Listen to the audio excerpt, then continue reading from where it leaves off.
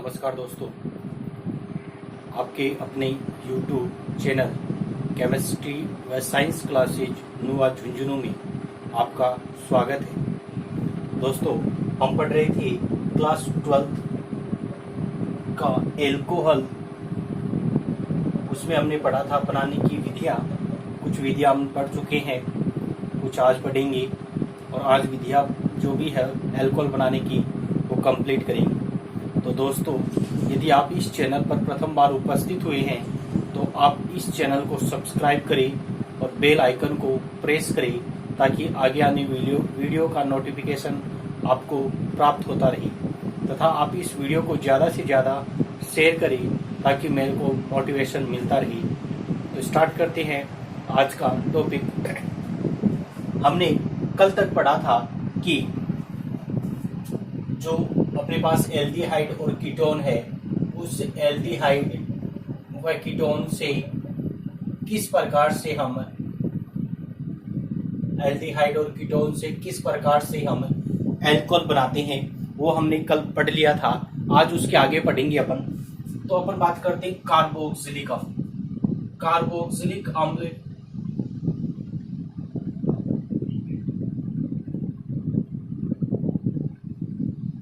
व ester.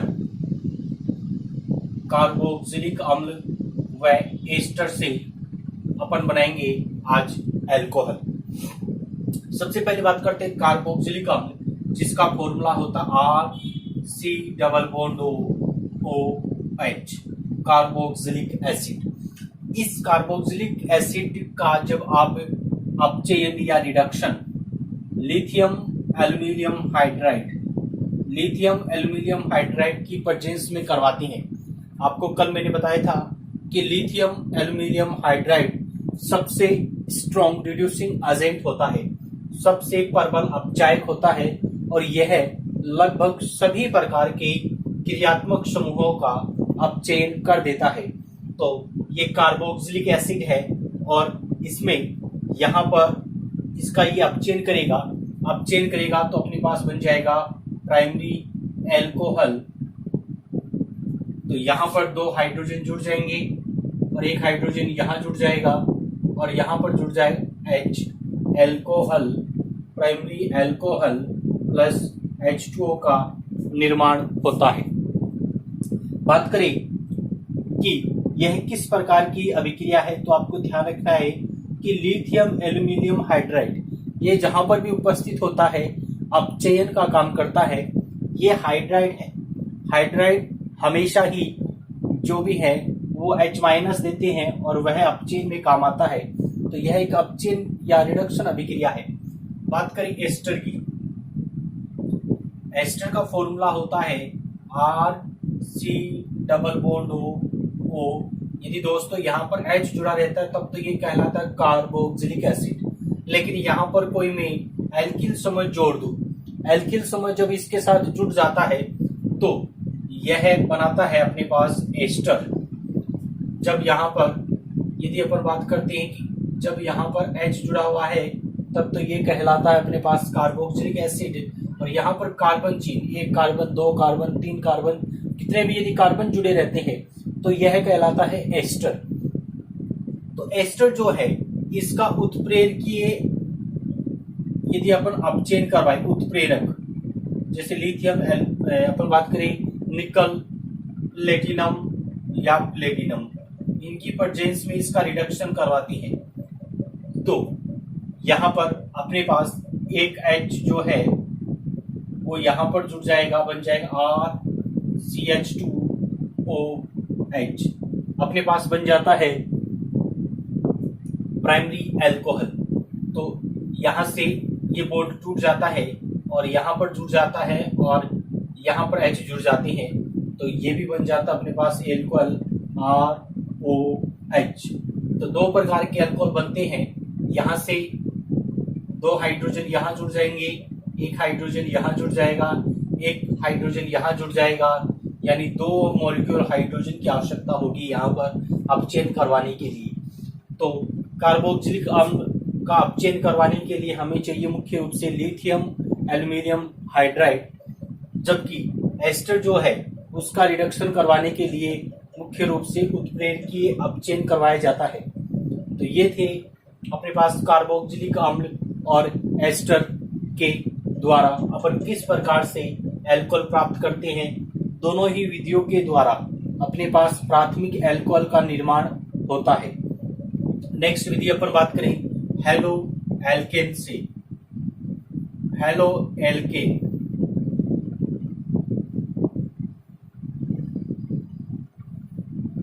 Halo alkane RX, R मतलब alkyl समय कार्बन श्रृंखला, और कार्बन श्रृंखला के साथ यदि हैलोजन जुड़ा रहता है तो इसको कहा जाता है haloalkane. Halo means halogen, alkane means carbon chain. तो कार्बन चेन के साथ यदि हैलोजन जुड़ा रहता है तो यह कहलाता अपने पास हेलो एल्केन। अब इस हेलो एल्केन का अपचयन करवाए तो इसका बात करिए अपन, एक तो अपन लेते हैं जलीय NaOH या KOH, जलीय NaOH या KOH, या अपन लेते हैं Ag2O सिल्वर ऑक्साइड। तो इसका अपचयन करवाने के लिए अपन लेते हैं NaOH, और ये NaOH कैसा लेते हैं जलीय। NaOH ले सकते हैं या अपन ले सकते हैं KOH। NaOH या KOH लेते हैं तो यहां से X अलग हो जाएगा और यहां पर जुड़ जाएगा OH, तो ROH प्लस NaX। यदि अब यहां पर KOH लेंगे तो KX हो जाएगा। दोस्तों ध्यान रखना है अपन को कि कहीं पर भी हैलोजन को सब्स्टिट्यूट करना है, हैलोजन को हटाना है, तो हैलोजन को हटाने के लिए आपको ध्यान रखना है कि हमेशा मुख्य रूप से सोडियम पोटेशियम जो है साल्ट प्रयोग में लिए जाती है। जैसे यहाँ पर अपन को X को हटाना है तो हमने ले लिया सोडियम, यहाँ पर पोटेशियम भी ले सकते हैं, पोटेशियम हाइड्रोक्साइड। तो जब भी अपन को हैलोजन को सब्स्टिट्यूट करना है कहीं से भी तो अपन को चाहिए सोडियम साल्ट। इसी प्रकार से यदि अपन बात करें RX, इसकी रिएक्शन अपन नम Ag2O के साथ भी करवा सकते हैं। जब इसके साथ करवाएंगे तो उसी प्रकार से R, ये जो सिल्वर है वह X को अलग कर देगा, सब्स्टिट्यूट कर देगा, AgX बन जाएगा, प्लस यहाँ पर बन जाएगा ROH। यहाँ से जो H है वो इस नम यानी जल के साथ से आता है। तो हेलो एल्केन का यदि अपन बात करें, halo alkane reacts with aqueous sodium या पोटेशियम हाइड्रोक्साइड, या अपन बात करें silver oxide makes primary alcohol. Next method बात करें अपन,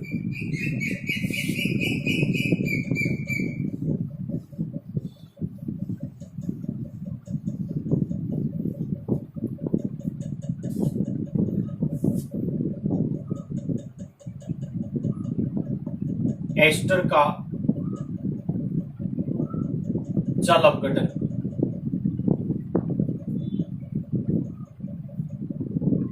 एस्टर का जल अपघटन, एस्टर का यदि अपन जल अपघटन करवाएं तो उससे भी अपने पास अल्कोहल बनता है।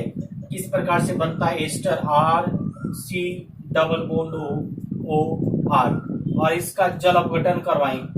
जल अपघटन मुख्य रूप से खनिज, यदि अपन बात करें तो एसिड, प्रमुख रूप से एसिड की प्रेजेंस में होता है। यहां पर देखो, यहां पर जुड़ जाएगा अपने पास, इस पर पॉजिटिव चार्ज रहेगा, इस पर नेगेटिव चार्ज। यहां पर पॉजिटिव चार्ज रहता है, यहां पर नेगेटिव चार्ज रहता है, तो इस पर जुड़ जाएगा OH माइनस, इस पर जुड़ जाएगा H प्लस। अपने पास बन जाएगा RCH2OH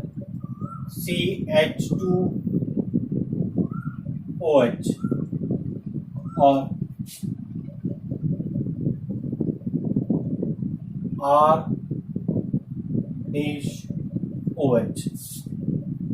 तो दोस्तों एक तो अपने पास बन गया कार्बोक्सिलिक एसिड, एक बन गया अल्कोहल।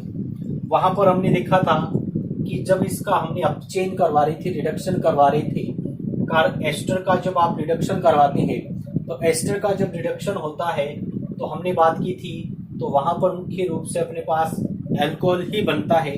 जबकि यहाँ पर जब आप एस्टर का जल अपघटन या हाइड्रोलाइसिस करवाती हैं तो यहाँ पर अपने पास एक तो कार्बोक्सिलिक एसिड बनता है और दूसरा बनता है अपने पास एल्कोहल। दोस्तों यह जो रिएक्शन होती है वह रिवर्सिबल होती है, दोनों दिशाओं में संपन्न होती है। इसमें यदि अपन बात करें कि कार्बोक्सिलिक एसिड और एल्कोहल जो है वह पुनः आपस में रिएक्शन करके और एस्टर का निर्माण भी कर सकते हैं। तो ये था अपने पास एस्टर का जल अपघटन। इसके बाद में अपन इसकी लास्ट बनाने की विधि देख रहे हैं प्राथमिक एमीन से। प्राथमिक amine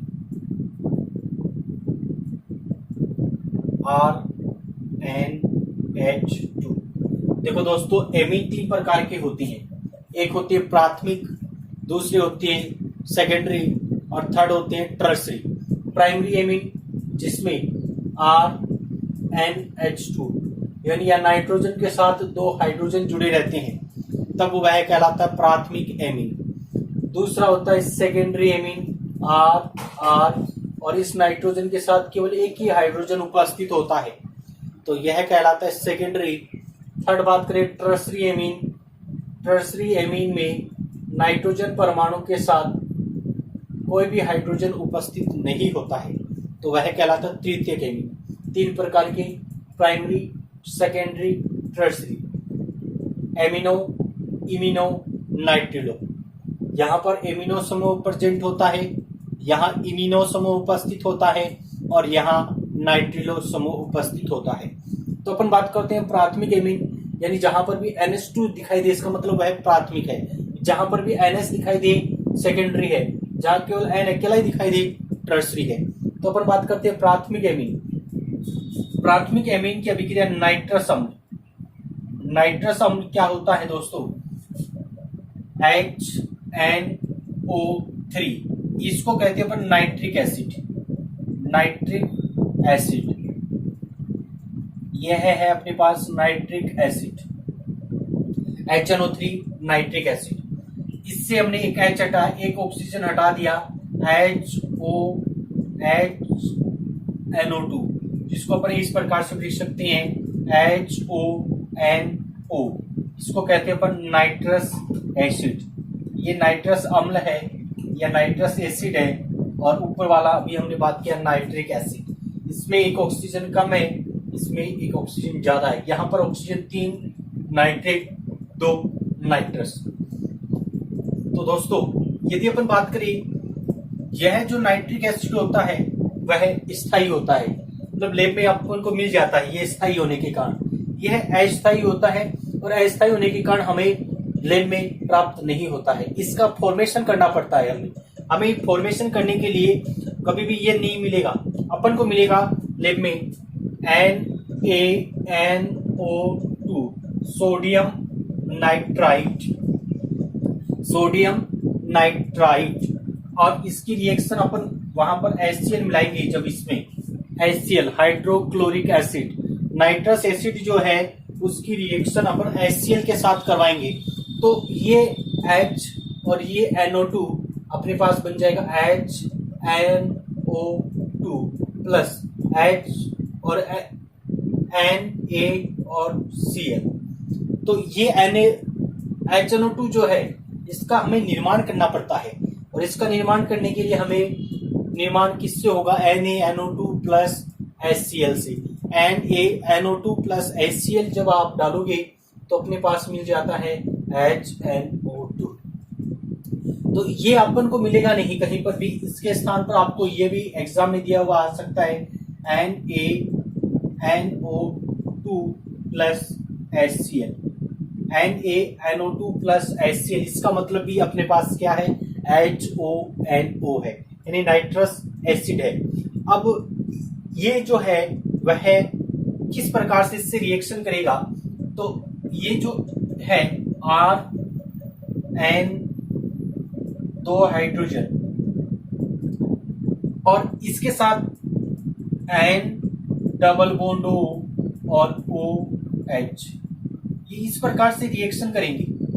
ROH, N, N, N2 और H और O H2, तो अपने पास बन जाएगा ROH alcohol, primary alcohol plus N2 nitrogen gas plus H2O water. तो प्राथमिक amine, primary amine reacts with nitrous acid and makes primary alcohol, nitrogen gas and water. तो प्राथमिक एमीन जब नाइट्रस अम्ल के साथ अभिक्रिया करता है तो प्राथमिक एल्कोहल, नाइट्रोजन और वाटर का निर्माण होता है। तो दोस्तों इसमें एक अपवाद मिलता है अपने पास, हमने लिख दिया, हमने लिखा कि प्राथमिक जो एमीन, सभी प्राथमिक एमीन नहीं, एक एमीन अपवाद होता है CH3NH2 जिसको अपन कहते हैं मेथिल एमीन, मैथाइल एमाइन या मेथिल एमीन। मेथिल जो एमीन होता है वह अपवाद होता है, और मेथिल एमीन जब नाइट्रस अम्ल के साथ अभिक्रिया करता है तो यह अपने पास प्राइमरी एल्कोहल का निर्माण नहीं करता, बल्कि यहां पर यदि अपन दो लगाएं बैलेंस करने के लिए तो यह निर्माण करता है मैथोक्सी मेथेन, मैथोक्सी मेथेन। इसका यदि अपन IPSC नाम देखें तो इसका नाम होता है मैथोक्सी मेथेन, या इसमें कौन सा फंक्शनल ग्रुप है, तो जब ऑक्सीजन दोनों तरफ से कार्बन से जुड़ा रहता है तो यह समूह कहलाता ईथर, यह कहलाता ईथर। तो जब अपन यदि यहां पर इसको बैलेंस करने के लिए यहां पर भी दो लगा देंगे, तो जब अपने पास ये एक अपवाद है, मेथिल एमीन एक अपवाद है जो एल्कोहल नहीं बनाता, बाकी सभी जो amine 2 carbon 3 carbon 5 carbon 7 carbon जितने भी कार्बन है वह नाइट्रस अम्ल के साथ रिएक्शन करके प्राइमरी एल्कोहल का निर्माण करते हैं, लेकिन अपवाद होता है मेथिल एमीन। मेथिल एमीन जो नाइट्रस अम्ल के साथ रिएक्शन करता है तो मेथोक्सी मेथेन बनाता है, इसके साथ साथ कुछ मात्रा में यह नाइट्रो मैथेन भी बनाता है।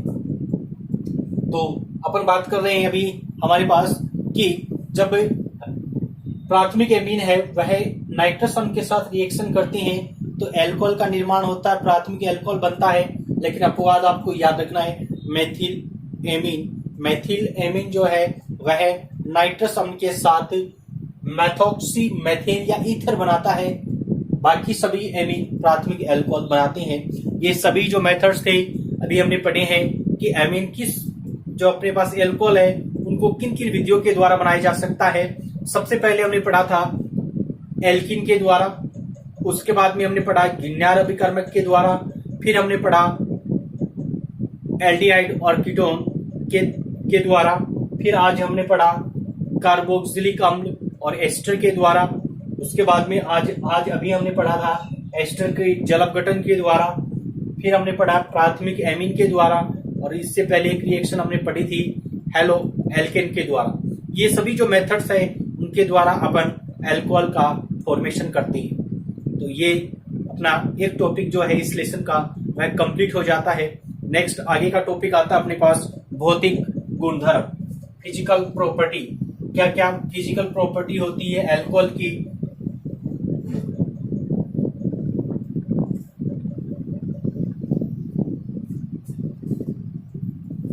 एल्कोहल की भौतिक गुणधर्म।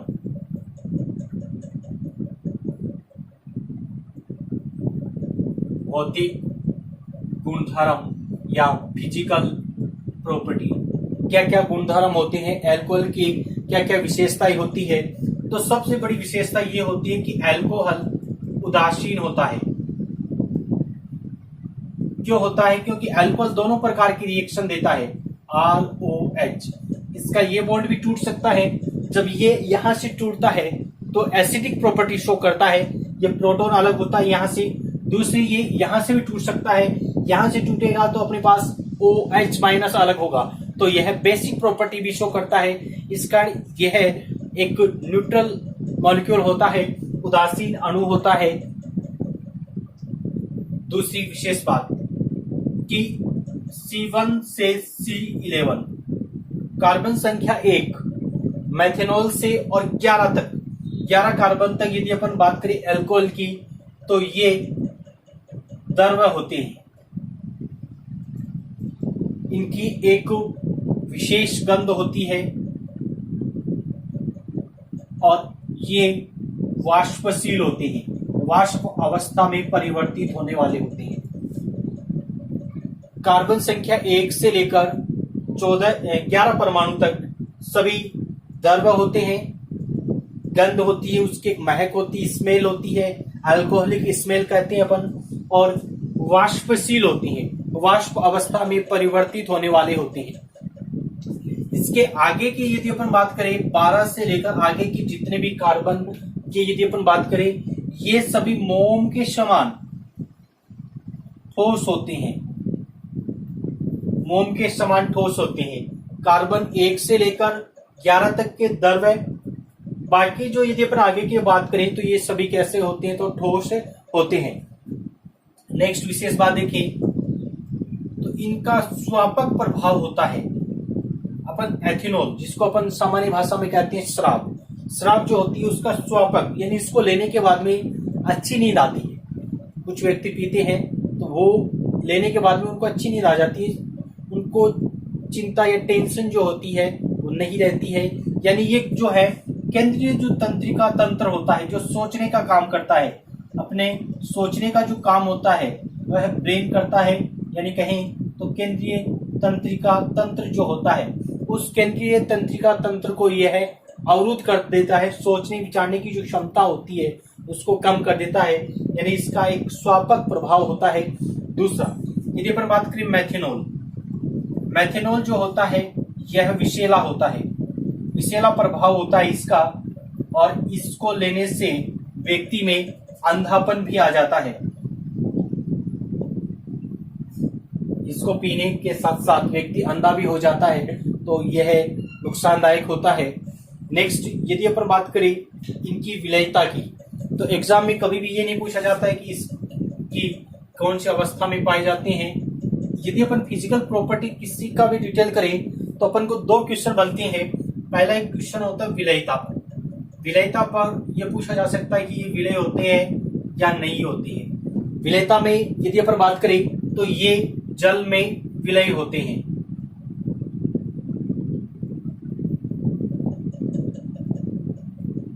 जल में विलय, जल में विलय क्यों होते हैं, क्या कारण है इसका कि ये जल में विलय होते हैं? तो ये ध्यान रखना कि अल्कोहल जो होता है ROH, जल में वही यौगिक विलय होते हैं जो जल के साथ हाइड्रोजन बॉन्ड बना लेते हैं। हाइड्रोजन बॉन्ड एक दुर्बल बंध होता है जो हाइड्रोजन और फ्लोरीन, ऑक्सीजन या नाइट्रोजन के बीच में बनता है। यहां पर यदि अपन बात करें OH और R, इसके बाद में मैंने लिखा HOH,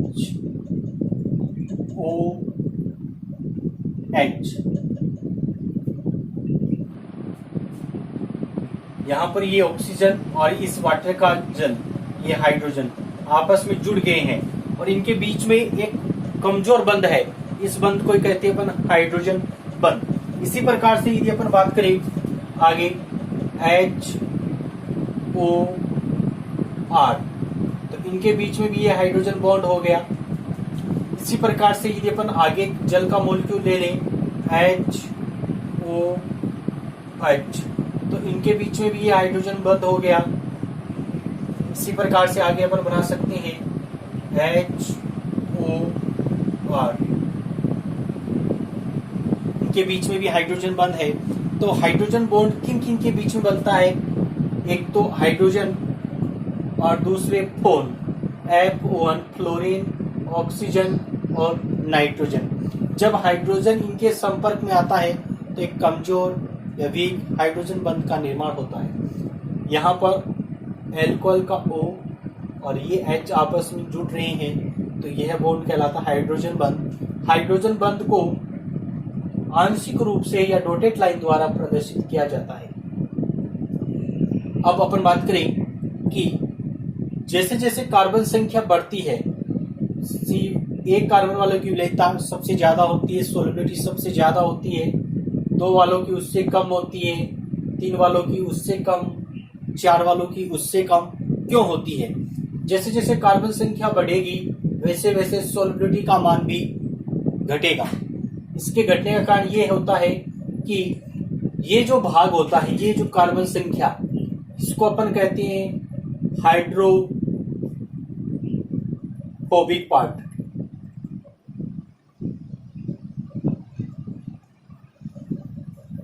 या जल प्रतिकर्षी भाग। इस भाग को कहते हैं अपन जल प्रतिकर्षी भाग या हाइड्रोफोबिक पार्ट। ये जल को दूर करता है। तो जैसे जैसे यहाँ पर कार्बन संख्या बढ़ेगी, 2 होंगे तो ये बड़ा हो जाएगा, 3 होंगे तो और बड़ा हो जाएगा, 4 होंगे तो और बड़ा हो जाएगा। तो जैसे जैसे यहाँ पर कार्बन की संख्या बढ़ेगी वैसे वैसे हाइड्रोफोबिक जो पार्ट है उसका आकार बढ़ेगा, जल प्रतिकर्षी भाग बढ़ेगा, जिसके कारण हाइड्रोजन बंध कम बनने की संभावना होती जाएगी, वैसे वैसे विलेयता घटती जाएगी।